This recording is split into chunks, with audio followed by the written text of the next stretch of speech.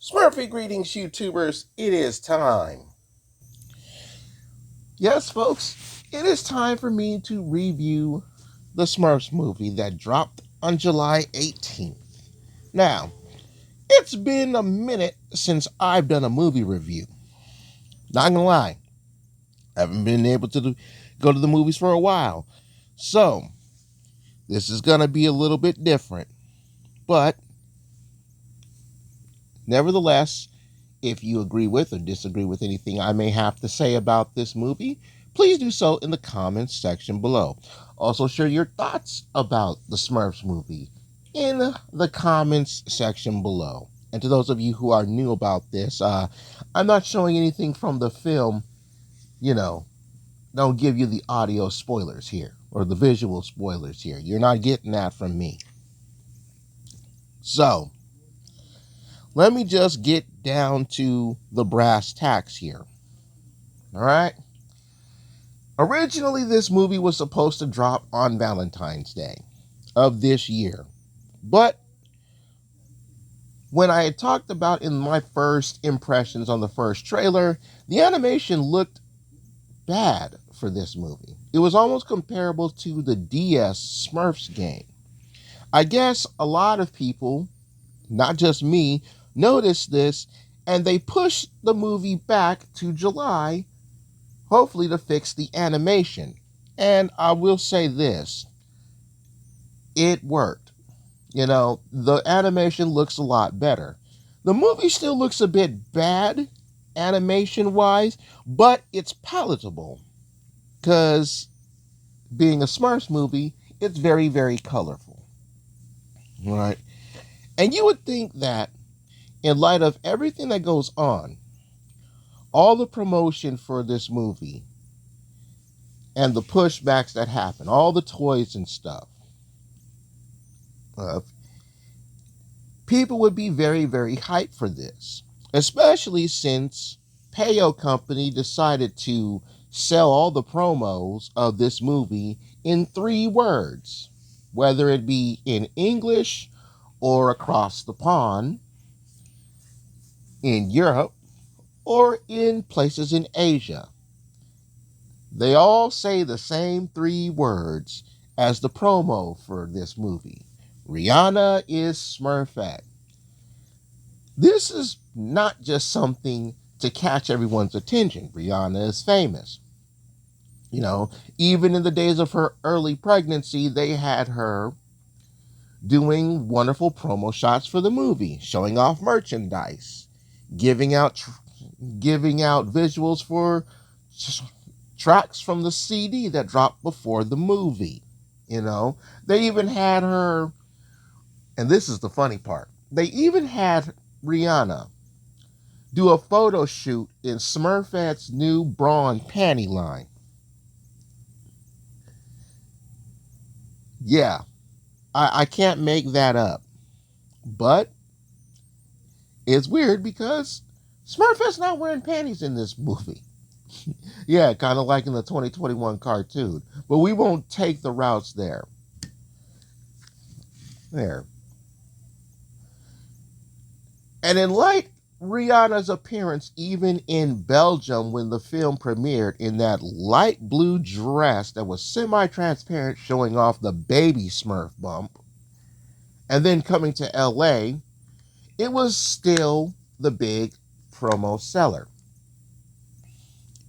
And in addition to Rihanna being Smurfette in the first trailer, we learned about 2 new characters. Razamel, who is apparently Gargamel's younger brother, and Ken, who is Papa Smurf's brother. And judging by the color of the beard, I'm guessing Ken is the younger brother.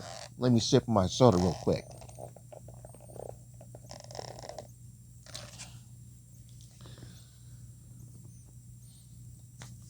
Another set of Smurfs that were introduced are the neighborhood watch Smurfs in France. And this is something where the Burger King toys kind of lined up because those were promoted among the new Smurfy going by the name of Moxie, who is voiced by Sandra Oh. Now, otherwise, this movie, and this is the odd thing, this movie is classed as a musical. Yeah, Nickelodeon had a lot of Nickelodeon-esque animated trailers leading up to the film, even a little SpongeBob short. So you know Nickelodeon is vested in this. But the fact that this was a musical, a 92-minute musical, probably is one of the reasons why this movie has mixed reviews with many, many people. You know, to me, it didn't feel like a musical, but if you're going to class it as a musical for the kiddies, fine. It'll have them in their seats for an hour and a half anyway. But other than that, what's the whole point of this movie? I talked about and read the article where the director of the film is talking about how the Smurfs movie is about family. Look, we get that, all right? That was the same thing that they said about the movie Smurfs The Lost Village that happened in 2017. I think I even mentioned that in the art book, and I even showed off the art book of Smurfs The Lost Village. The truth is, it's about self-discovery. But let's get into this right now.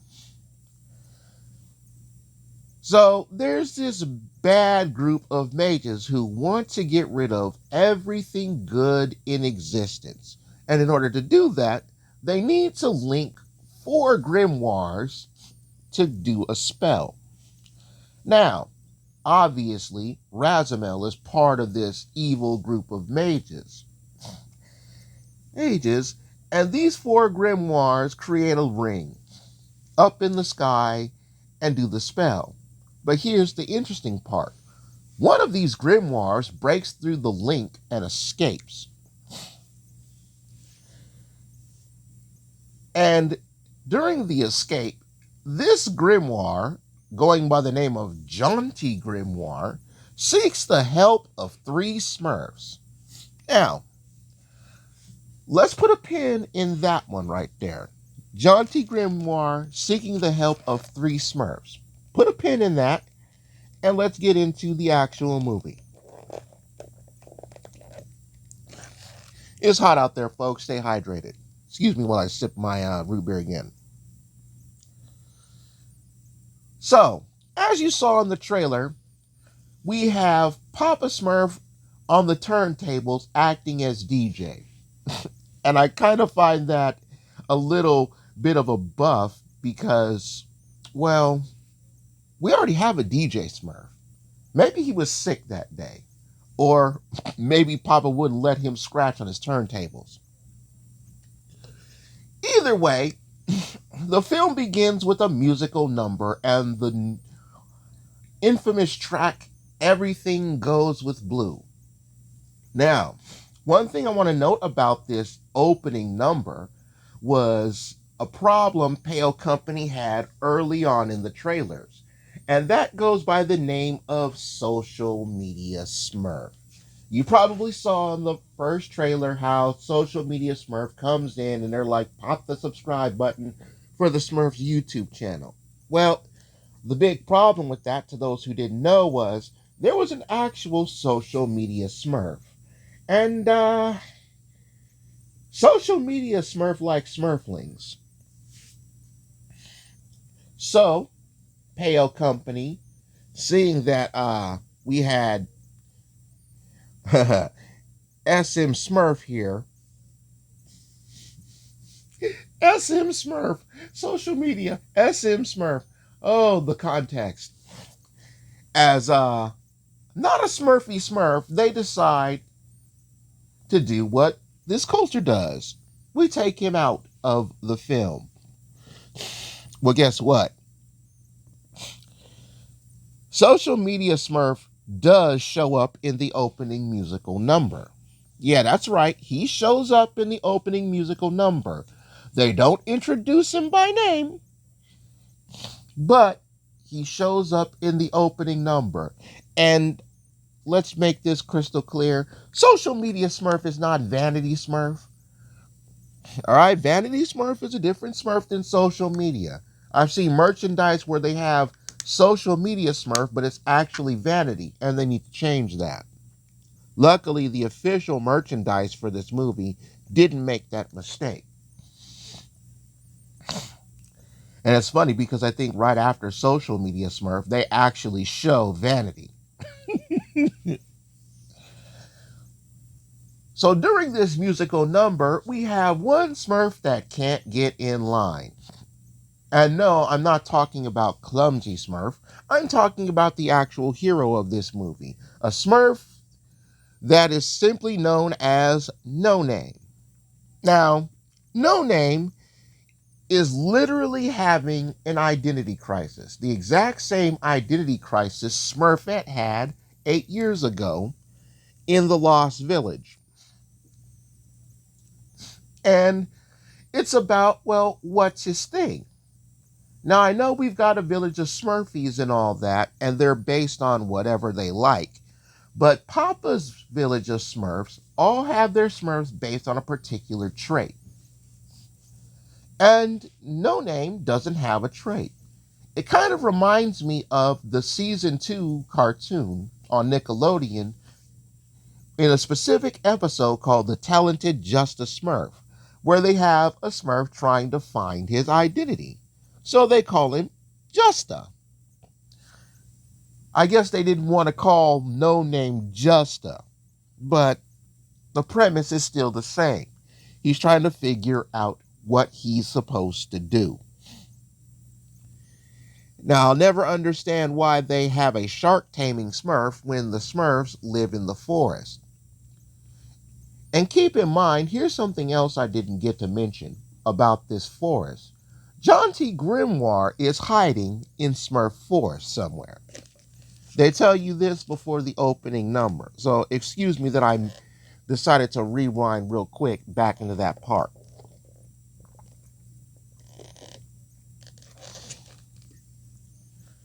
So where does Smurfette's role hit in all of this, you're wondering? Well, Smurfette is literally the side chick.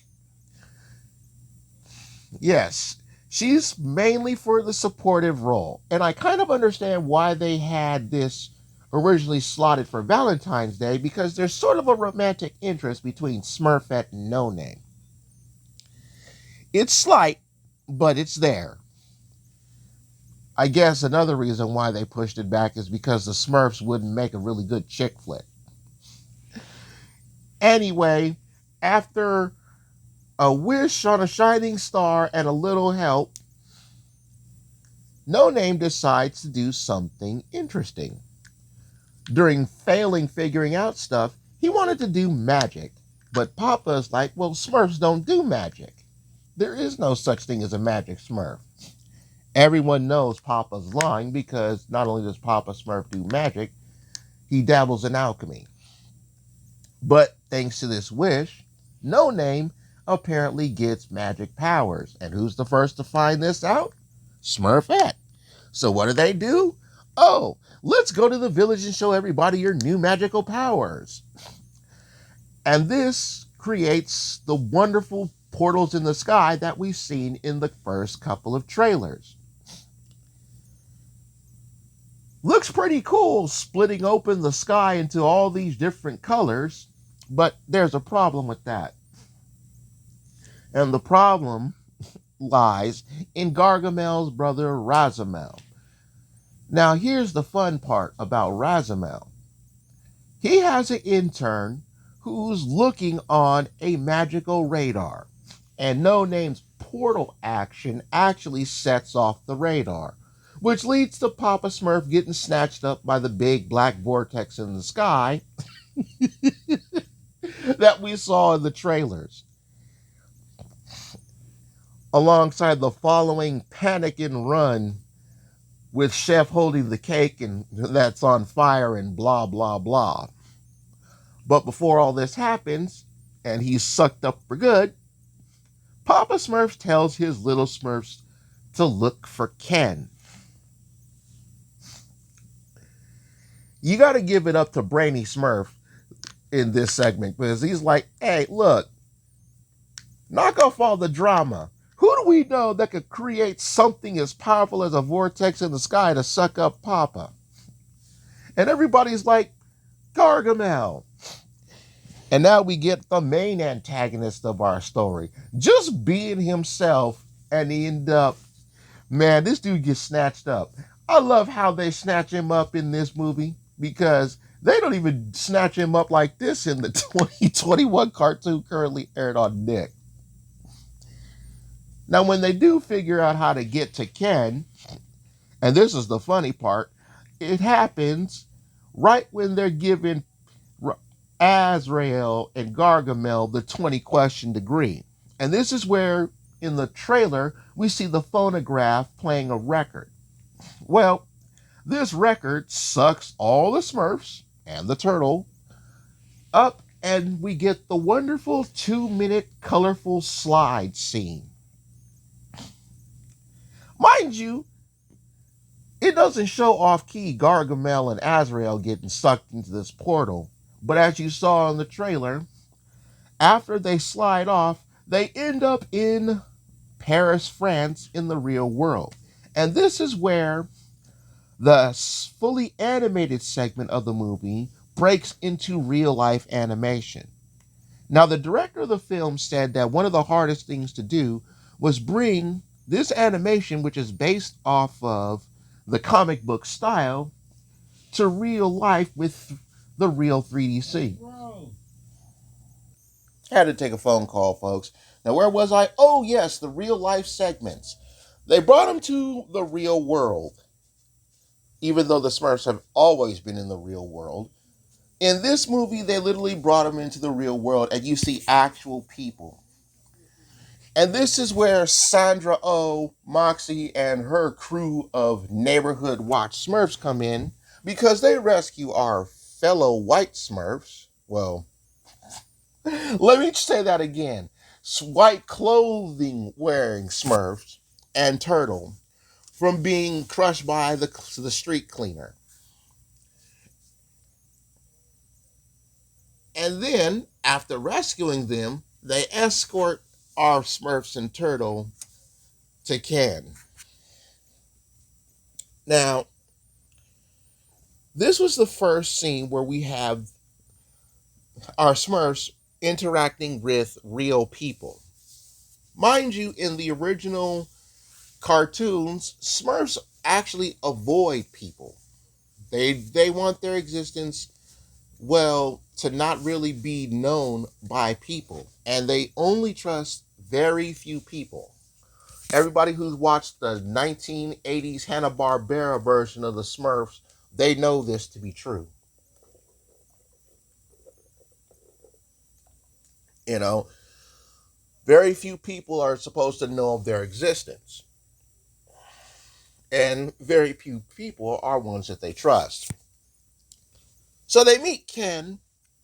Ken fills them in about what's happening, and it's not Gargamel, but it's Gargamel's brother Razamel. And that's when he starts asking about the book. That's right, where is the book? Where is John T. Grimoire? Well, we don't care about that. We want our Papa back. Yeah, well, Papa is captured by Razamel. Well, let's go get him. I don't think Ken understands the enthusiasm of his nephews and niece because he literally does the whole parent thing. That's the exact 100% opposite of what I just said. Hey, we're going! Yay! Typical kid stuff right there. Like, no, you can't go. Hey, we're going! Yay! All right. Where's the record that creates magic portals? We didn't bring it. What do you mean we didn't bring it? The last person that goes through the portal is supposed to bring the record. We don't need the record to make magic portals. We got No Name. He can create magic portals. All right then, kid. Let's see what you got. Right? And honestly enough, this works. Too bad Razamel's one step ahead and has a magical barrier. And this is where we are introduced to another real world aspect. the Australian outback. It's not too bad because we learn about the Snooterpoot village. Yes, those weird fuzzy little things that in the director's interview, the director said are literally the love children of Wookiees and Ewoks. So yes, Disney, checks in the mail. Check is in the mail. Mama Poot decides to help them out. And meanwhile, Razamel is grilling Papa about the grimoire. Yep, wonderful stuff. A little bit later, we find out about the grimoire. But here's what gets me about this part, and it's the real life aspect. Razamel's castle looks pretty amazing. I'll never understand why it's in Munich, Germany off the Autobahn, but what? What? I don't get that. I thought these guys were Belgian. Why are they German? Why do we have German stuff here? Gargamel and Azrael are German, right? What's up with that? Now, here's the funny part. Rescue goes well to a point, but at the cost of Jaunty Grimoire, who apparently has been with one of our Smurfs this entire time. So they get away, whatever.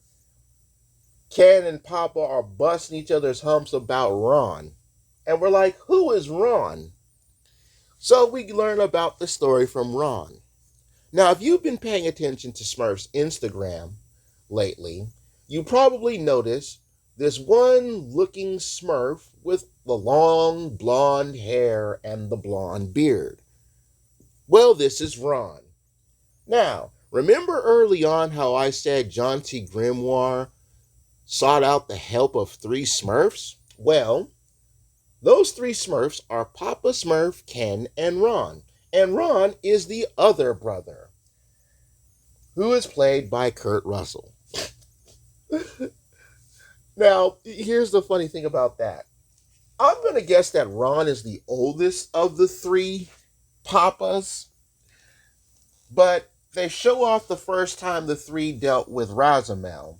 Jaunty Grimoire was apparently a baby grimoire at the time, and they saved the book at the cost of Ron. After this flashback, Papa decides, well, let me just tell you that this is the point of our existence. Now, let's go get the grimoire back and stop Razamel. We fast forward to the anticlimactic final battle. And here's the thing. 2 very wonderful things happen in this anticlimactic final battle. Number 2, No Name finds its purpose. And number 1, which they showed, I think, in the first trailer a little bit, and they made fun of, we go through, and they made fun of this big time on the Instagram. The Smurfs go through their multiverse of madness. And this is the funny part. They're dimension hopping. And the first dimension the Smurfs go to, and I bullshit you not, the first dimension they go to is the dimension of Robot Chicken. Literally Robot Chicken. If you've never seen Adult Swim on Cartoon Network, and they got this clay stop motion segment,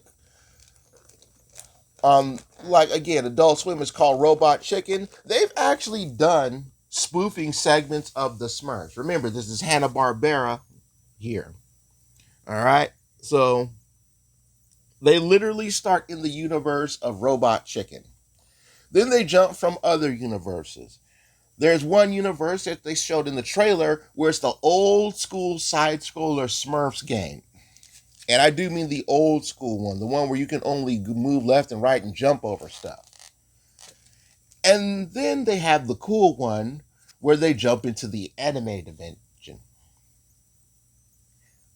Now, let's keep in mind, folks, that the Nickelodeon cartoon that's currently existing is considered anime by the Smurfs Japan page.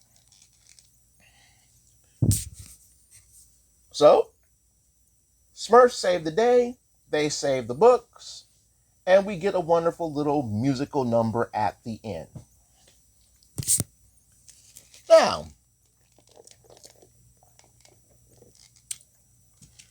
why the mixed reviews? So, here's the first thing. One, let's talk about the musical part of this. You guys really need to stop acting like you're Disney. All right? The guys really do need to stop acting like they're Disney. There are musical segments where somebody is singing, and then all of a sudden, these random animals bust into song during everything. Now, mind you, the whole point of them having these animals literally bust out in a song for musical harmony is meant to be funny. But when it happens, all you can think of is, really? Because I'm sitting there watching this musical number, and then all of a sudden, you got these kangaroos coming out singing. I'm like, are you serious? I know this is supposed to be backup for musical harmony, but it's like, you did this to be funny, and it's not funny. You know, we expect this sort of thing from Disney. And Disney has done this, but Nickelodeon, nah. Next are the animated segments in real life. Now, the first one where we get to Paris, France, we can tell how poorly this was done because, and Smurfette gave it away on this one, right? When they get to Paris, France, they go down the drain pipe, all right?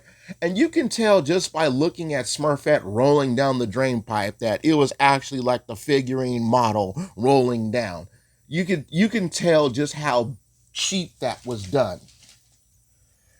And this is the sad part. This is what gets me. Yes, we have real life segments like the Uber driver delivering the food that we saw in the trailer and Smurfette eating all the fries, right?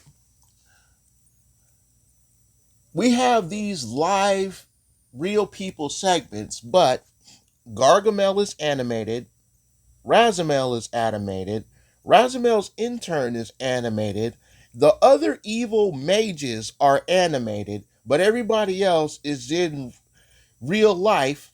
Oh, excuse me.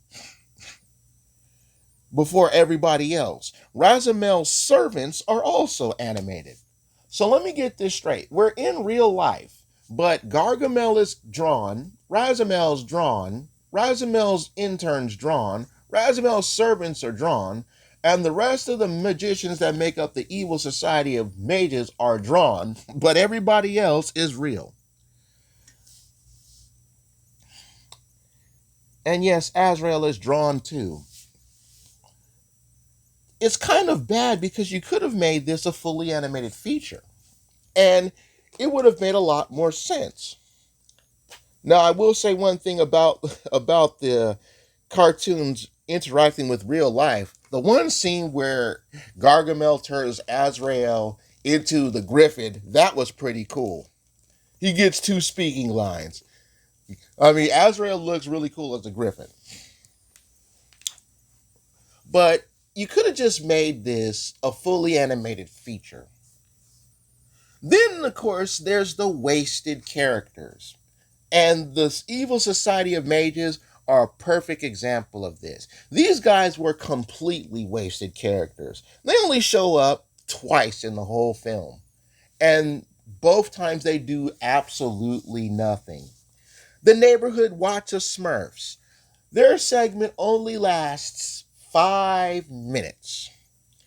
5 minutes.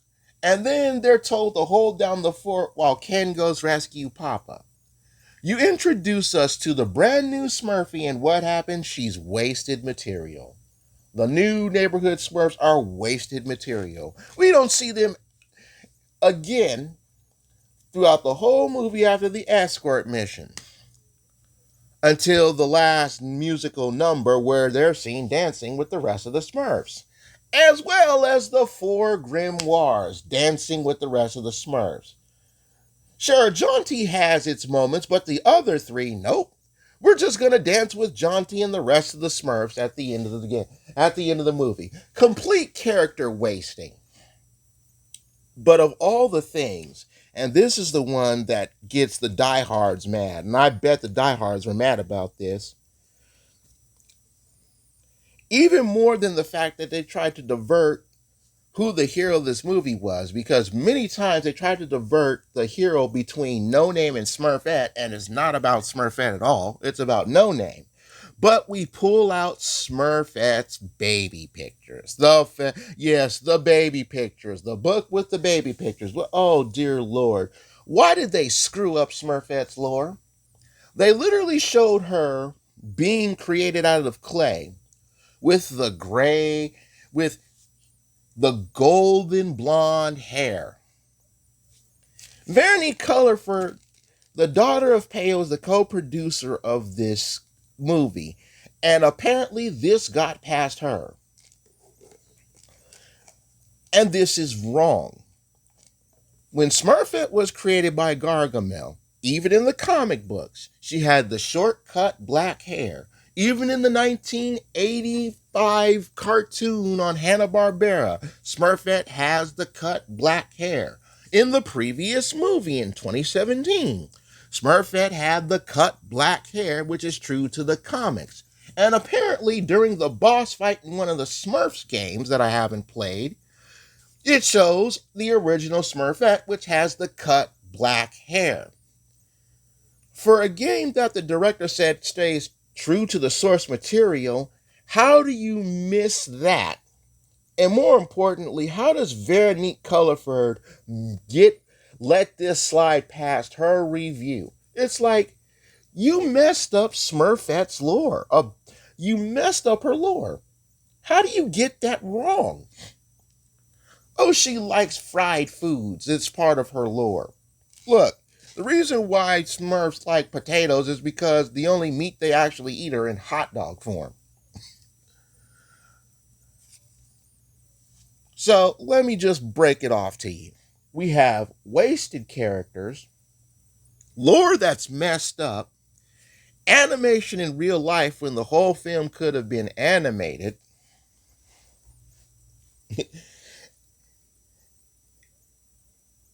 musical segments that want to act like Disney and they don't do it right. But you've got some really pretty animation. This is the reason why the movie has mixed reviews.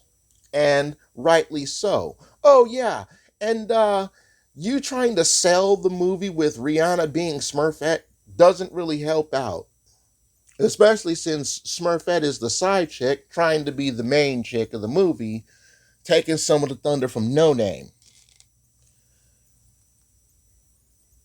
Final thoughts. The merchandise at the theaters for this movie, pretty nice. I got a little merch myself, but I think I'll show that off at a later date. Is the movie true to the Smurfs? 85% true to the Smurfs, but not a full 100. Is this movie a good time? Yeah, it's a good time. It's a good waste of 92 minutes. Is it worth seeing again? If you're going to see this again, it's because you have a date and the date has kids but couldn't hire a sitter. So instead of ruining the date, you're like, look, grab the kids. I know what we can all do for like 92 minutes. And everybody has a good time. You can grab the Papa Smurf popcorn holder, maybe the throw blanket, and share a Smurf popcorn tub with your date and let the kids have their own Smurf popcorn tub and you can have a good time. All in all, I would give this movie a solid 7 out of 10. Is it worth seeing? Sure, go see it. Go see it once, but not really a second time. Those are my thoughts. Share yours in the comment section below. But for now, I take my goose from the oven because I'm done. Bye bye, everybody.